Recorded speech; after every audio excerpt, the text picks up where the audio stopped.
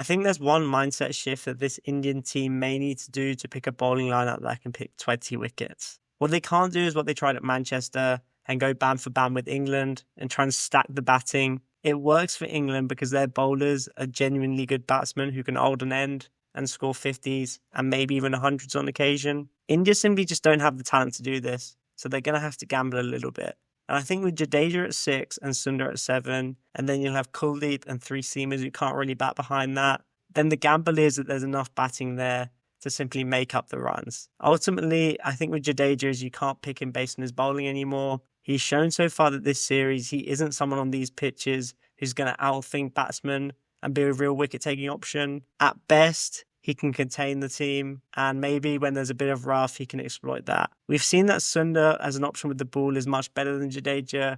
Given his drift, he actually has one unique skill that can get batsmen out on flat pitches, and Jadeja averages close to 50 with the ball in 16 tests in England. That doesn't fill me with confidence. Therefore, if you treat him as a batsman in these pitches, there is an argument that he's good enough at number 6, and with Washington behind him, then you sort of have 2 6.5s, which is enough batting even with 4 batsmen who can't contribute much. In saying that, the choice becomes simple. It's simply who you think will score more runs with the bat, Karen Nair or Jadeja. And based on how they've played in the series, I think you'd probably pick Jadeja. But if you think the other way, then there's an argument which you could drop Jadeja for a specialist batsman.